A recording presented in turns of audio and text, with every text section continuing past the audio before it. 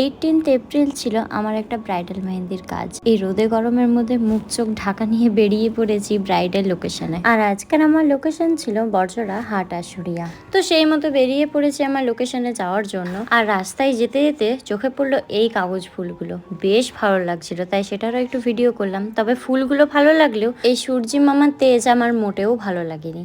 যাই হোক, সূর্যি মামার মেজাজ খেতে খেতে পৌঁছে গেলাম আমি আমার ক্লায়েন্টের বাড়িতে। আর যাওয়ার সাথে সাথেই শুরু করে দিলাম আমি আমার কাজ। বেশিরভাগ ব্রাইডাল মেহেন্দি সবাই বিয়ের সময়ই পরে, তবে এই ব্রাইডাল মেহেন্দির কাজটি ছিল তার এঙ্গেজমেন্ট উপলক্ষে।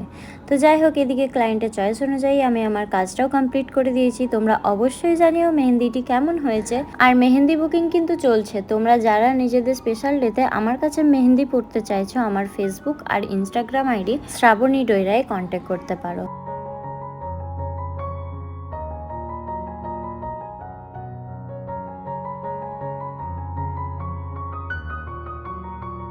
কেমন লাগলো বলো? খুব ভালো হয়েছে, ঠিক আছে তো? ভীষণ খুশি আমি। ঠিক আছে, ভালো লেগেছে তো? আর এদিকে দেখো, মেহেন্দি পুরোটা কমপ্লিট হতে না হতে ফ্রন্টের সাইডের দিকে কিন্তু অনেকটাই কালার চলে এসেছে, যেটা দেখে বেশ ভালো লাগছিল। আর তারপর আমি বাড়ি ঢোকার সাথে সাথে এই মেঘকেও আমার সাথে করেই নিয়ে এসেছিলাম।